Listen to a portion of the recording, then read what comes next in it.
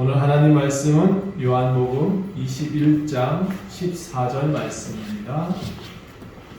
요한복음 21장 14절 말씀, 신약성경 184페이지에 있네요. 제가 가진 성경은 신약 184페이지 21장 14절에 있는 말씀입니다.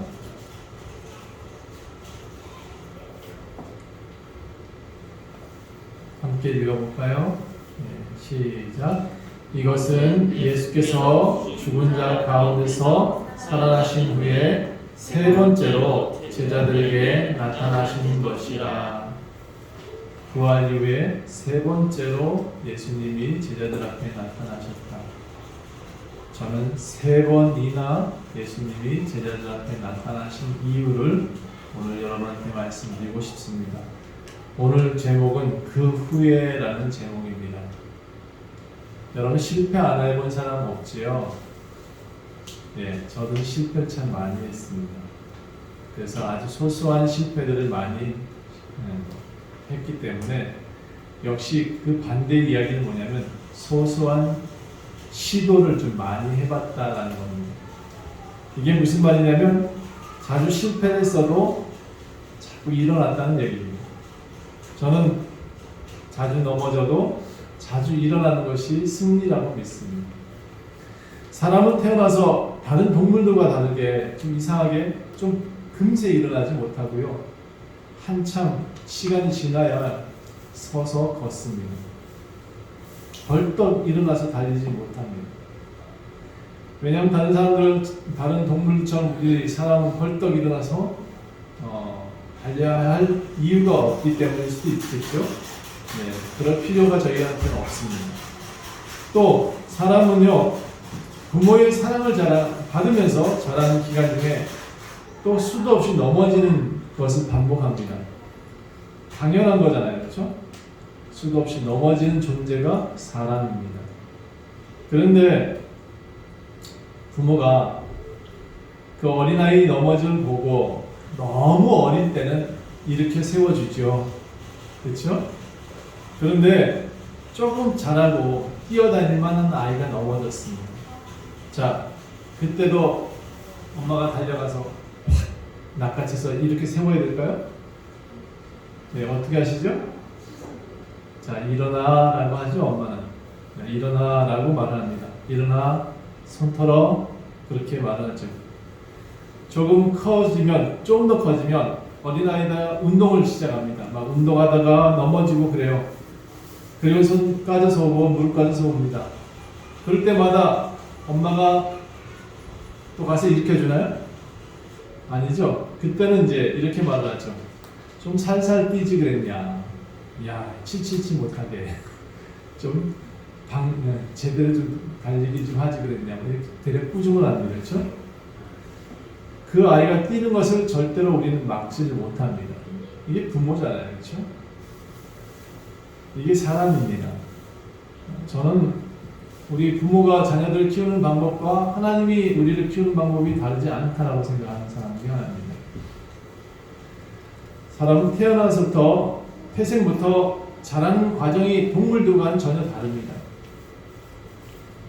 누군가에 의해서 보듬어 주어서 이렇게 세워주기도 하고, 물론 그 과정 속에 사랑이라는 것, 부모의 사랑과 자녀의 사랑이라는 관계성은 조금 다르긴 하지만 모성애는 비슷하다고 누가 얘기하는데 저는 절대로 동물과 사람의 모성애가 다르다고 생각합니다.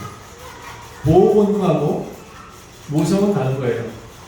그런데 많은 이들이 그 동물들의 자랑도 마치 모성인 것처럼 말을 하는데 저는 그건 절대 아닌 것 같아요. 그래서 사람은요, 처음부터 실패하면서 자랍니다. 많이 넘어지고 다시 일어나고 하는 것이 자연스러운 것이 동물은 아니지. 가장 자연스러운 것이 사람입니다. 넘어지고 다시 일어나고, 넘어지고 다시 일어나고. 여러분, 코로나로 인해서 많이 넘어지신 우리 교회는 없네요. 그렇죠? 다행히 방송 보시는 많은 분들 넘어져도 다시 일어나셨으면 좋겠습니다. 여러분, 우리는 자연스럽게 일어날 수 있는 존재들입니다. 저는 부부간의 문제로 찾아오는 자매들이 가끔 있었습니다. 요즘은 좀 뜸하네요. 그들이 이제 저를 찾아와서 이렇게 묻습니다. 못 살겠다고. 그럼 제가 묻습니다. 그 부부 남편이 많이 때리나요? 라고 물어봐요. 그건 아니라고 그래요. 그럼 외도를 하나요? 또 그것도 아니라고 그래요.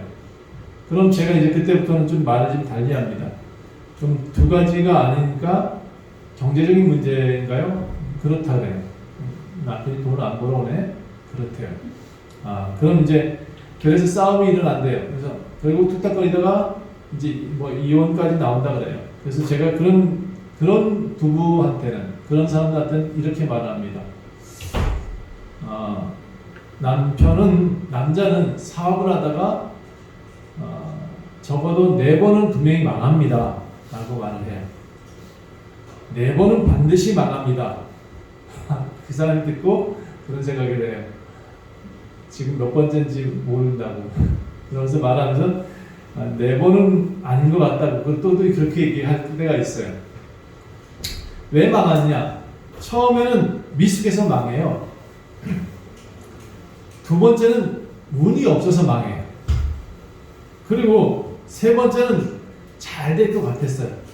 뭔가 좋은 아이템을 찾았다 생각했는데 역시 주변 인물 때문에 망하기도 하고, 또 동업을 한다고 망하기도 하고, 사람 때문에 망하기도 하고, 아무튼 뭐 때문에 망하는지 모르는데 세 번째는 이상하게 망해요. 네 번째는 그나마 시도하는 사람이 좀 잘해보고자 했어요. 모든 걸 보완해서 잘해보고자 하는데 사업이 좀 클만하니까 부도가 나네. 뭐가 홀라당 날아가고 있네. 그래서 망해. 그래서 남자들은 대부분 다 이렇게 시도하고 또 시도하는 것을 한 4번 이상은 하는 것 같아요. 근데 5번째는 아주 크게 벌리지 않는 사업을 시작해요. 그리고 망하지를 않아요. 아주 조금씩 성장하는 그런 일들을 계획해요. 그래서 5번째는 자기의 과거의 경험들을 되짚어가면서 아주 작은 사업부터 그냥 조금씩 성장하는 사업들을 실패 없이 걸어가는 길을 선택을 해요. 사람도 잘 안 믿고, 그때부터는 환경도 잘 안 믿고, 그저 믿을 수 있는 것은 오직 하나님이다, 이렇게 신앙인 가운데 그렇게 나서고, 또 나머지들은 내가 열심히 살아가는데 하루하루 열심히 사는 것을 믿겠다 라고 하는 사람도 있어요. 그래서 5번째 정도 돼야 그나마 조금씩 돈 벌어올 거다 라고 제가 얘기를 해줘요. 그러니까 자매들이 그런 얘기를 해요. 아직 2번은 더 남았네요. 결국 집에 가요. 사람은 실패하면 할수록 벌떡 일어날 확률도 커집니다. 우리 아이가 점점 자라다가 처음에는 못 일어나서 부모가 일으켜주지만 조금 시간이 지나면 자녀 스스로 일어나는 법을 배우고, 조금 더 나이가 되면 더 벌떡 일어나는 법을 배웁니다. 그래서 저는 우리 내면에는 초능력이 있다고 믿습니다. 믿음이라는 초능력, 사랑이라는 초능력, 그리고 희망이라는 초능력이 있다고 믿습니다. 오늘 요한복음 21장은요, 이 초능력 가진 사람들의 이야기가 나옵니다. 초능력이 뭐냐? 사람이 초능력 가지려고 하면 사람의 힘으로는 안 돼요. 사람의 힘으로는 안 되고 뭔가 큰 영향력이 있어야 돼요. 그 영향력이 초능력이 됩니다. 먼저 지난주 20장의 31절 마지막 절 한번 볼까요? 성경이 기록된 목적이 정확하게 기록되어 있어요. 성경이 기록된 목적. 여러분, 왜 성경이 기록됐냐 누가 묻거든 요한복음 20장 31절을 가리키고 이렇게 성경이 기록된 이유가 있다 라고 분명히 말씀해 주셔야 돼요. 자, 31절, 오직 이것을 기록함은 너희로 예수께서 하나님의 아들 그리스도이심을 믿게 하려 함이요. 뭐 한다고요? 믿게 하게 하려 하며 또 너희로 믿고 그 이름을 힘입어 생명을 얻게 하려 합니다. 그 이름을 힘입어야 된다. 그래야 생명을 얻는다. 생명을 얻어야 된다. 라는 표현입니다. 생명을 얻게 하기 위해서 기록되어져 있다라는 겁니다. 그래서 우리는 성경을 읽어야 합니다. 성경책에 기록된 내용은 우리로 하여금 하나님 아들을 알 수 있게 만듭니다. 예수님이 우리를 구원하시는 그리스도이심을 분명히 알게 하기 위해서, 나타내기 위해서 기록되어 있습니다. 우리를 구원하실 이가 오직 예수 그리스도 한 분밖에 없습니다. 우리가 믿어야 할 분이 오직 예수 그리스도 한 분밖에 없습니다. 그리고 우리에게 생명을 얻게 하시는 분도 예수 그리스도밖에 없습니다. 다른 이름을 우리에게 주신 일이 없습니다. 여러분, 저는 이단의 총수들한테 물어보고 싶어요. 가끔 그렇게 사람들이 많이 모이는 이유, 그 사람들이 다한테 제가 묻고 싶어요. 저 사람이 나를 위해서 십자가에 죽어주셨냐? 가서 제가 만약에 그 사람이 나를 위해서 십자가에 죽어주신 사람임을 분명히 보이신다면 나는 그를 믿을 수도 있어요. 근데 제가 아는 바로는 그 사람, 어떤 존재든지 나를 위해서 십자가에 죽어주신 분이 없어요. 사람 가운데는 제가 알기로는 성경에 예수 그리스도밖에는 우리를 위해서 십자가에 죽어주신 분이 없다라고 분명히 나와 있어요. 그분이 아니고는 절대로 열매를 맺을 수 없어요. 그 안에 들어가 있지 않으면 우리는 잘린 가지요. 잘린 가지. 밖에 버려져 태워질 가지입니다. 예수 안에 있는 자만이 열매를 맺을 수 있어요. 그러니 예수 밖에 자꾸 찾지 말았으면 좋겠어요. 자, 21장 시작은 그 후에라는 단어로 시작합니다. 그 후에, 이게 무슨 얘기예요? 부활하신 후에라는 뜻입니다. 예수께서 부활하신 이후에 제자들은 예수님이 살아났다는 사실을 알게 됐습니다. 앞에서 문을 꼭꼭 닫고 있었을 때 예수님이 나타나셨고, 그 다음에 8일 뒤에 다시 예수님의 제자들이 모여있을 때 다시 문을 꼭꼭 닫고 있었는데 또 예수님이 나타나셨고, 그리고 오늘 본문에 보니까 세 번째로 나타나셨다. 그것이 21장의 기록입니다. 자, 세 번째, 제자들이 손에 못이 뚫린 자국을 봤어요. 발 뒤꿈치 분명히 뚫렸을 거야. 그렇죠? 그리고 옆구리를 만져보라고 해서 손가락을 넣어봤어요. 그렇게 예수님이 살아나신 것을 분명히 확인했어요. 그런데 오늘 본문을 보니까 21장 그 후에 이 제자들이 디베라 호숫가에 모여 있었다. 그리고 또 제자들에게 자기를 나타나신 일이 21장의 기록이다 라고 시작을 해요. 근데 21장 2절을 보니까 이 제자들이 디베라 바다에서 뭐 했냐? 호숫가에 처음부터 호숫가에 가 있는 게 아니에요. 그냥 시몬 베드로, 디두모라는 도마, 이 도마, 그 다음에 갈릴리 사람 나다니엘, 그리고 세베대의 아들은 야고보와 요한을 가리킵니다. 그리고 또 다른 제자 둘. 그러니까 꽤 많은 무리가 지금 예수님의 십자가 사건 부활을 보고도 어디로 이제 뭘 해야 될지 아직까지 방황하고 있는 거예요. 뭘 해야 될지 잘 몰라. 많은 표적을 봤어요. 예수님 부활 후에 살아계신 것을 확인했어요. 그런데 뭘 해야 될지 모르겠대. 그래서 21장 2절 보니까 이 사람들이 뭐를 얘기하냐? 그 중에 가장 나이가 많다는 사람이 이렇게 말해요. 나 고기 잡으러 갈래. 그랬더니 다른 사람도 그래, 나도 고기 잡으러 갈래 하고 따라 나섰다는 거예요. 여러분, 우리 신앙이 이래요. 사실은 예수님의 기적과 표적 열심히 보고 믿음 생활하면서 여러분 믿음도 많이 성장했다고 하는데 어느 순간 환경과 영향이 이렇게 코로나 오면 어느 날부터 이렇게 생각해요. 나도 갈래. 이렇게 말하는 사람 참 많아요.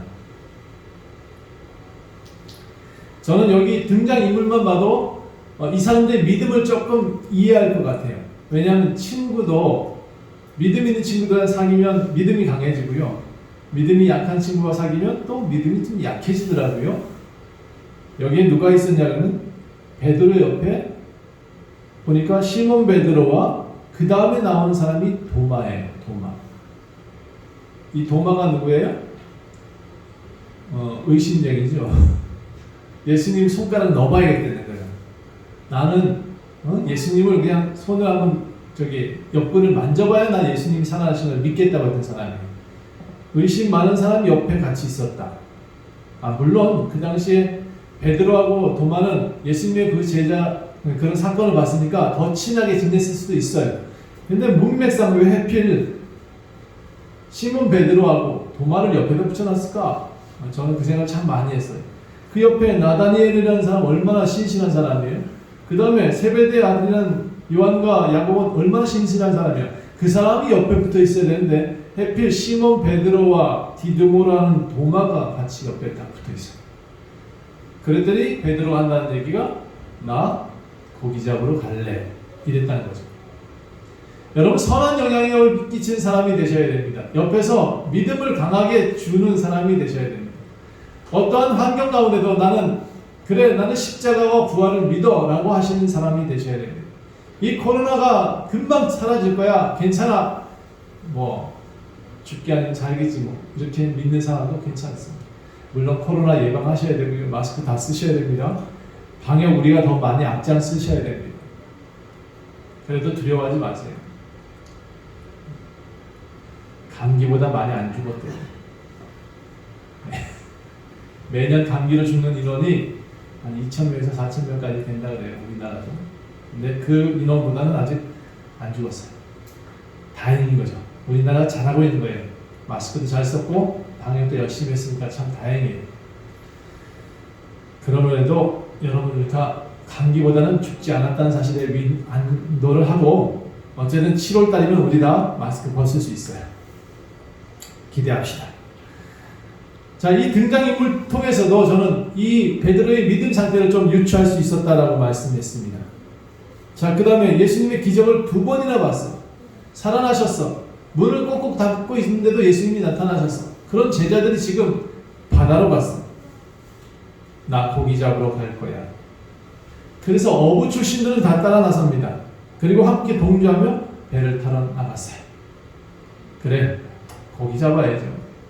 저는 고기 잡지 말라고 하는 표현을 쓰지 않겠습니다. 여러분 오늘부터 예수님을 정확히 알고 예수님의 부활을 알았어. 그러니까 다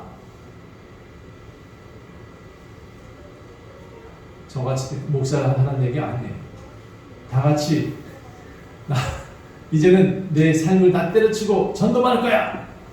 이게 아니다. 여러분 제가 전에도 말씀드렸습니다. 우리가 세상에서 빛과 소금이 되지 않으면 절대로 소금이 맛을 낼 수 없습니다. 소금이 맛을 잃는 방법을 가르쳐드렸죠. 교회에서 똘똘똘 뭉치고 나 믿음 있어라고 말하는 사람은 소금 소태가 됩니다. 그 소태는 밖에 버려져서 눈이나 녹여야 됩니다. 그러니까 여러분 세상에 밟히는 이유는 우리가 세상에서 빛을 내지 않았기 때문입니다. 소금이 되지 않았기 때문입니다. 열심히 고기 잡는 사람은 내일 고기 잡으러 나가셔야죠. 그러나 반드시 아셔야 됩니다.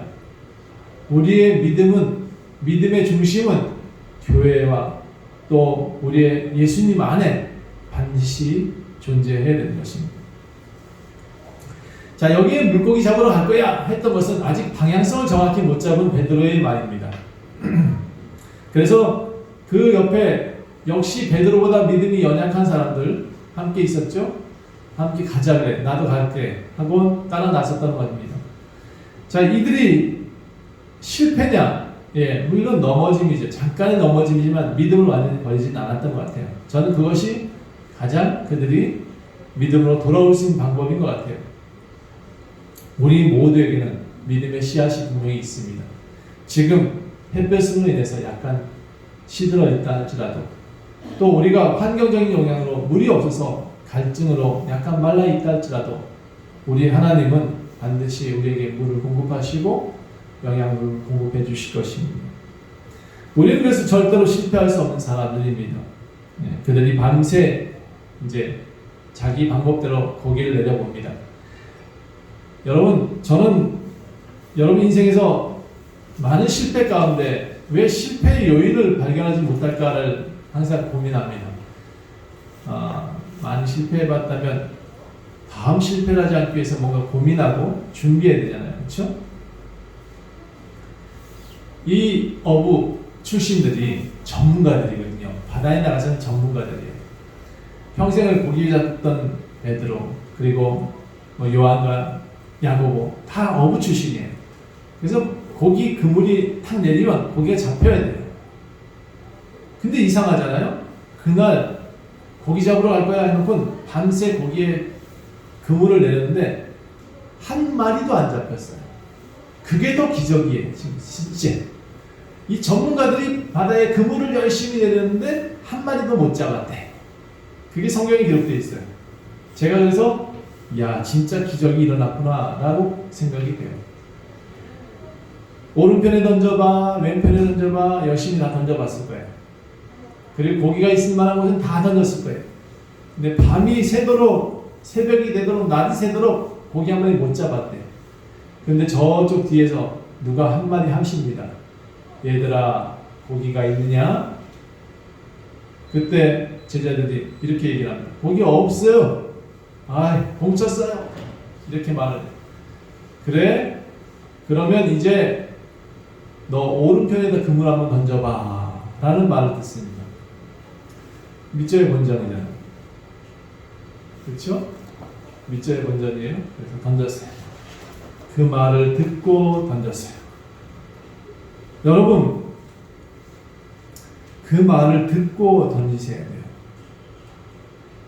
많은 삶이 실패하는 이 요인은 내 뜻대로 살고 내 힘으로 살고 내 지식으로 살기 때문에 그의 음성을 듣고 던져보세요. 그분이 하라는 대로 한번 해보세요. 삶을 좀 많이 넘어져 본 사람들은 한번 남의 말도 좀 들어보세요. 그러면 뭔가 살 길이 열려요. 그 중에 그 남이 누구냐? 예수님의 음성을 들으면 더 좋겠습니다. 좀 들어보세요. 귀 기울여서. 그래서 한번 예수님이 똑같은 거예요. 맨날 그물 던졌던 건 똑같은 그물 던지는 거예요. 그런데 뭐가 달라요? 예수님의 음성 듣고 던진 그물에서는 어마어마한 고기가 잡히는 거예요. 그물을 당겼더니 어머나 무거워. 이게 딸려오질 않네. 얼마나 많이 잡혔으면.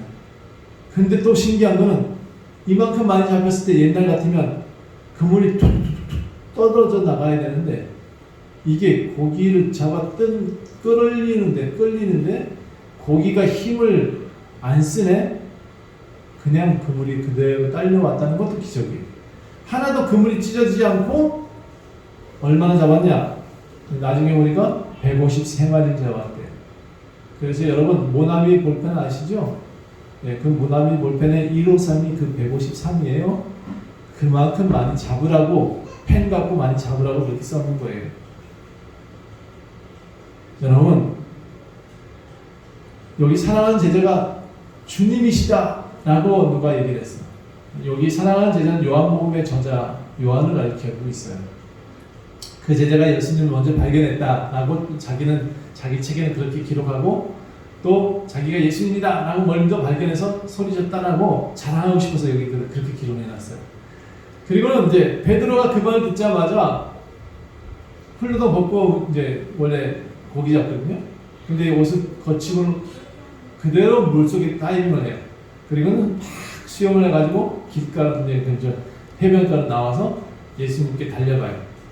참 베드로는 다혈질이에요. 제가 베드로를 보면서 항상 그래요. 무덤에도 요한은 못 들어갔는데 베드로는 확 들어가고 해요. 또 베드로는 예수님이다 라는 말을 듣자마자 물속에 뛰어들어요. 그리고는 베드로는 항상 얘기를 먼저 해요. 그리고 매를 제일 먼저 맞았던 친구예요. 그리고 베드로가 항상 그렇게 하나님 앞에 음성을 제일 많이 들었어. 예수님에게 질문도 많이 했던 수석제자.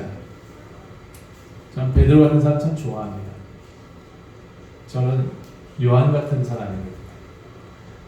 꽤 사랑받으려고 노력을 많이 하는 사람 중에 하나예요. 그래서 베드로 같은 성격이 꼭 필요합니다. 교회는 그런 추진력이 좀 필요하더라고요. 자, 이 뱃사람 베드로를 통해서 참 많은 것을 깨닫습니다. 첫 번째는 이 사건 이 심장을 보면서 저는 이런 생각이 들었습니다. 참 믿음이 우리 믿음도 참 유동적일 수 있겠구나 라는 겁니다. 많은 사람들이 내가 필요한 예수님을 자꾸 믿어요. 자기만의 예수님으로 자꾸 믿으려고 해요. 언제든지 자기만을 위한 예수님을 찾아요. 그러니까 예수님에 대해서 정확히 모르니까요. 우리가 믿는 신앙에 대한 왜곡이 자꾸 일어나는 것 같아요. 자, 내가 필요한 예수님이 아니라 예수님이 우리를 필요로 하실 수 있는 사람이 되셨으면 좋겠습니다. 다시 말해서 아무리 부활을 많이 보고 믿음이 있다고 하는 사람이라 할지라도 옛 모습으로 돌아가기가 참 쉽구나라는 생각을 해봅니다. 베드로는 그날 이제 전혀 다른 믿음을 받아들이게 되는 날입니다. 여러분한테 오늘 이 베드로 같은 믿음이 생겼으면 참 좋겠습니다. 사모님 저 히터 좀 꺼주세요. 정말 중요한 말이니까 이제부터 잘 들어주세요. 예수님이 베드로를 만난 뒤에 이 세 번째 만남 이후에 베드로는 자기가 해야 될 일이 무엇인지 분명히 깨닫습니다. 첫 번째, 두 번째 예수님이 분명히 부활 후에 살아나서 이렇게 모인 공동체 안에 나타났음에도 불구하고 그 베드로는 자기가 해야 될 일이 뭔지 몰랐어요. 그래서 고기 잡으러 갈래 라고 말을 했던 거죠.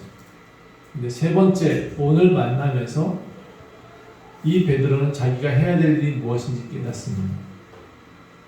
여러분 누구나 삶의 어려움이 생기면 신앙 버리고 다시 옛 모습으로 돌아가는 것이 현실적인 것이에요.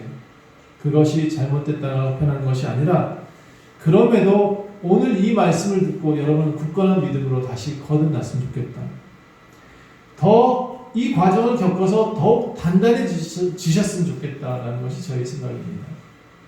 마치 어린아이가 넘어지면 다시 다시 일어나서 이제는 스스로 뛸 수 있는 만한 그런 과정을 겪는 것과 같은 이치입니다. 믿음이 없는 것이 아니라 믿음은 분명히 있지만 이런 과정이 없이는 여러분이 성장할 수가 없고 확실한 믿음을 갖기 어렵습니다. 당연히 이런 과정 속에서 여러분은 믿음을 분명히 세워가야 될 것입니다. 부모가 일으켜주지 않죠. 어느 날 시간 지나면. 그래서 원망스러울 때가 있습니다. 저도 신앙생활 하다 보니까 어느 날 처음 예수님 믿게 됐을 때는 무슨 기도만 해도 그렇게 응답이 팍팍 왔었어요. 심지어 이상한 기적 같은 일도 막 일어났어요. 내가 원하는 것은 다 들어주는 하나님인지 알았어요. 딱 1년만 그렇게 하시더만. 그리고 조금 지나니까 안 들어주세요. 조금 더 지나니까 더 멀어지신 것 같은 느낌이 들어요. 근데 어느 날 보니까 제가 그분의 일을 다 하고 있는 걸 알고 있었어요. 그분이 원하는 대로. 아하, 그래, 내가 스스로 걷기를 원하시는 거구나 라는 것을 이제 알게 되었습니다. 그리고 더 넘어지면서도 이제 일어나죠. 벌떡 일어나서 툴툴 털고 이렇게 엄마한테 다가갑니다. 뭐라 그래요? 자, 엄마, 나 잘했지? 나 일어났어. 여러분, 믿음은 이렇습니다. 어느 날 시간이 지나가게 되면 내가 성장한 믿음이 하나님 앞에 자랑거리가 됩니다. 우리 아들 잘 자라고 있네. 얼마나 정말 잘하고 있는지 모르겠어. 라고 토닥거려 주시지 다 해주지 않으십니다. 여러분이 잘 자라서 오늘 베드로 같은 믿음이 되면 이제는 우리가 어른이 되는 거예요. 자, 예수님이 제자들에게 이런 과정을 겪게 하셨다는 것을 저는 많이 봅니다. 베드로가 고기 잡으러 갔을 때도 예수님은 그들 앞에 다시 나타나 주십니다. 부활 후에도 오늘 세 번째 나타나셨다고 했습니다. 예수님이 보이지 않는다고 믿음을 저버리는 것, 그거 참 어려운 일이고요. 또 지금 같은 이런 시대에 예수님이 안 계신 것 같다고 원망하는 것도 참 어리석은 일입니다. 여러분, 우리가 너무 쉽게 세상을 선택하고 하고 있지 않는지 한번 돌아보는 시간 됐으면 좋겠고, 예수님은 이제 제자들을 부르십니다. 그런데 생선이 아직 안 올라왔어요, 배에서는. 근데 예수님이 생선도 구워놓고 불도 피워놓고 밥도 해놨어. 떡도 갖다 놨어. 우리 예수님은 어디서 갖고 왔을까? 가서 물어보시라. 언제 갖고 왔어요? 제자들을 위해서 친히 도시락을 싸우셨어. 언제 생선을 잡아서 구우셨을까? 이제 큰 궁금해요. 이 장면을 보면서 예수님이 우리를 먹이시고 입히시는 분이라는 것을 저는 다시 한번 깨닫습니다. 자, 예수님이 그럼에도 불구하고 너희 생선을 좀 가져오너라 라고 말씀하십니다. 그리고 제자들에게 그물로 끌고 와서 한번 보자 했더니 153마리나 됐다라고 되어 있어요. 그런데 거기에 그물도 끊어지지 않았다라는 기록이 나옵니다. 여러분, 예수님이 끌고 오게 하는 것, 예수님이 그물 내리게 하는 건 끊어지지 않습니다. 여러분, 인생에서 많이 끊어져 보고 실패하는 이유가 저는 예수님이 원하시는 그 일들을 하지 않았기 때문이라고 저는 생각합니다. 가이사의 것은 가이사에게 주십시오. 하나님 것은 하나님께 주십시오. 저는 우리 교회 성도님들이 정말 하나님으로부터 온 지혜와 지식으로 또 똑같아요. 장사 방법은 똑같아요. 어제 하던 장사 방법이나 오늘 하는 장사하는 방법이 똑같지만, 그물 내리는 건 어제나 오늘에 똑같지만, 예수님의 음성을 듣고 그물을 한번 내려보세요. 여러분 인생에서 이 그물이 절대로 찢어지지 않을 것을 저는 믿습니다. 그 그물에서 153마리가 나온다 했어요. 끊어지지 않았다 했어요. 여러분, 수없이 그물 내리면서도 고기 잡지 않았던 실패의 인생들은 반드시 교회로 다시 돌아와 보세요. 그리고 하나님 안에 들어가세요. 그분 안에 들어가서 그분의 음성을 들으시면 반드시 실패하지 않습니다. 여러분의 노하우와 여러분의 재주와 여러분의 지식만 가지고 물론 좋은 대학 나왔을 거예요. 정말 똑똑할 거예요. 여러분 살면서도 박사들 참 많더라고요. 그럼에도 불구하고 모든 스펙을 가졌다 할지라도 단 한 가지 스펙을 더 요구하겠습니다. 예수 그리스도라는 스펙을 반드시 소유하세요. 바로 그분의 음성을 듣지 못하면 여러분은 또다시 빈 그물로 돌아와야 합니다. 저는 여러분들에게 153마리의 선물을 드리고 싶습니다. 찢어지지 않는 그물을 드리고 싶습니다. 바로 예수 그리스도이십니다. 자, 예수님은 이날 베드로와 담판을 하고 오셨습니다. 자, 예수님이 작정하고 오셨다는 것을 저는 알 수 있습니다. 베드로만 잡으면 다른 제자들을 다 잡을 수 있다는 것도 알고 계셨습니다. 그래서 가장 연장자인 베드로를 드리고 예수님이 이렇게 묻습니다. 요한의 아들 시몬아, 내가 이 사람들보다 나를 더 사랑하느냐? 주님, 그렇습니다. 이 사람들보다 제가 예수님 더 사랑하는 줄 아시잖아요. 이렇게 대답을 해요. 그렇구나. 내 양을 먹여라 라고 예수님이 얘기를 하세요. 근데 좀 이따가 예수님 또 이렇게 물어봐요. 그런데 말이야, 베드로야, 시몬아, 너 정말로 나를 사랑하니?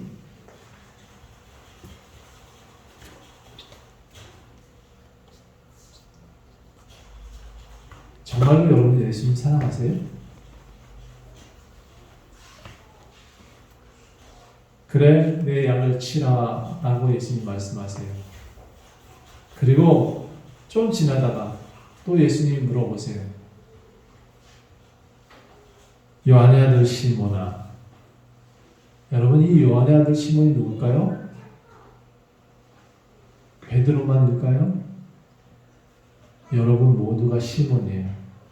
이 시몬이라는 단어는 그 당시에 모든 보편적인 남자를 가리킵니다. 보편적인 남자를 시몬이라고 불렀고요. 보편적인 사람을 여자를 마리아라고 불렀어요. 그러니까 요셉, 시몬, 마리아 이 단어가 다 남자, 여자 이런 공통어였어요. 그래서 이 시몬이라 불리는 베드로, 이 시몬이라 불리는 베드로는 여러분을 가리킵니다. 그러니까 여러분한테 묻습니다. 요한의 아들 시몬아, 너 정말로 나를 사랑하느냐? 베드로는 이 세 번째 물으면 정말 근심했다라고 되어져 있습니다. 여러분도 많이 근심될 것 같아요. 정말로 예수님을 사랑하십니까? 정말로 여러분 예수님 사랑하고 계십니까? 그냥 교회 성도가 좋고 목사님이 좋아서 나옵니까? 그냥 사랑이 많은 교회니까 교회 시스템이 좋아서 교회 나옵니까? 아멘. 믿음으로 나옵니다. 그렇죠?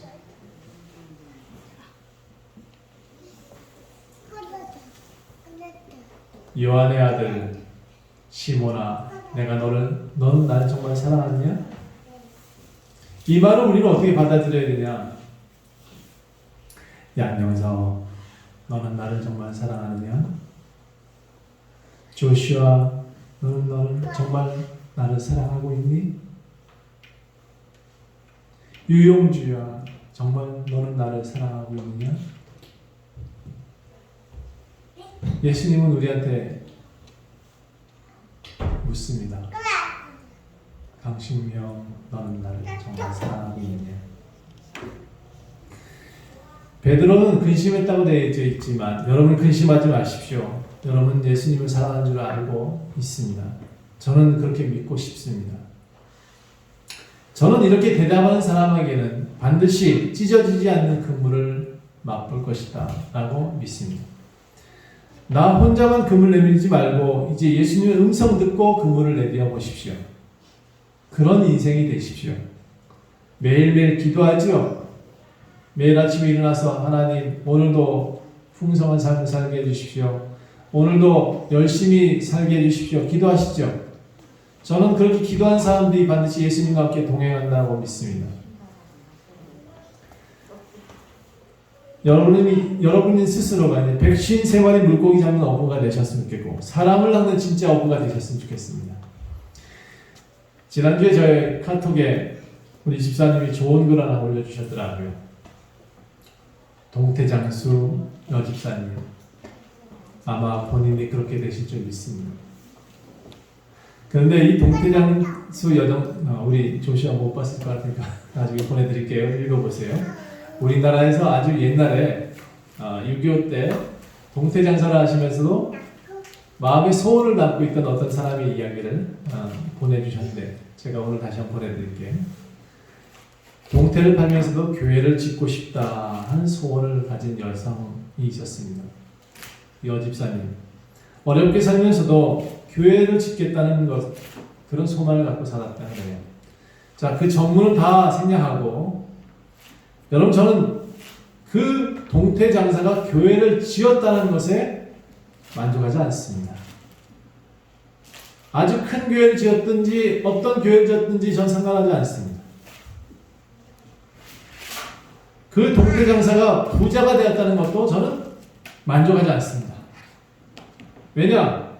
저는 그 동태 장사하고 별로 연관도 없고 동태 장수의 부자 된 것도 반갑지 않습니다. 아니면 반갑지 않다는 건 좀 그렇고 뭐 관계가 없으니까. 그런데 그 동태 장사가 그렇게 예수님을 사랑하고 교회를 사랑했다는 것은 저는 감격합니다. 다시 말해서 그 동태 장수가 참된 신앙인이었다는 것에 저는 감격하고 있습니다. 뭐 얼마나 큰 교회를 졌는지 얼마나 큰 부자가 됐는지 전 상관하지 않겠습니다. 그런데 저는 부러운 게 하나 있습니다. 그 동태 장수로부터 여러분 그 사람의 마음가짐을 배우십시오. 그 사람 스스로가 부자가 된 이유는 이 마음을 넓혔기 때문입니다. 이 마음속에 성전이 되게 했고 이 마음이 교회가 되게 했습니다. 그 여인이 스스로 교회가 되지 않고서는 예수님을 받아들이지 않고서는 그와 같은 일을 할 수가 없습니다. 그래서 저는 여러분이 예수님을 믿는 그 믿음이 그 여인과 같았으면 좋겠습니다. 자, 베드로와 같이 다시 고기 잡으러 갈래 하는 사람들, 그리고 이 방송을 보시고 있는 모든 가난한 성도님들, 다시 돌아가실래요? 세상으로? 그렇게 많은 믿음의 사건들을 보시면서도 그러지 말고 오늘 다시 한번 결단하세요. 예수님을 정말로 사랑하십니까? 너는 정말 나를 사랑하니? 예수님 물어보셨을 때 그 믿음의 답을 여러분 스스로 하십시오. 양을 먹이라, 양을 치라, 그런 사람이 되셔야 됩니다. 예수님을 진짜로 사랑하십시오. 그래서 결국 예수님의 뜻대로 살아가시는 삶이 되셨으면 좋겠습니다. 예수님의 풍성한 가운데로 그래서 그 삶이 넘쳐났으면 좋겠습니다. 여러분이 예수처럼 사셨으면 좋겠습니다. 다시 성공하고자 하시는 분들, 다시 일어나고자 하시는 모든 분들한테 제가 이 설교를 여러분께 들려드리고 싶습니다. 나 인생에서 꼭 성공하고 싶어 라고 하는 사람들 꼭 기억하셨으면 좋겠습니다. 예수님의 음성을 듣는 신앙이 되셔야 됩니다. 예수님과 함께 걷는 삶이 되셔야 됩니다. 예수님이 나를 전하라, 나를 전하는 목사가 되라 라고 말하시는 게 한 번도 없어요. 여러분 삶 속에서 양을 치십시오. 양을 먹이십시오.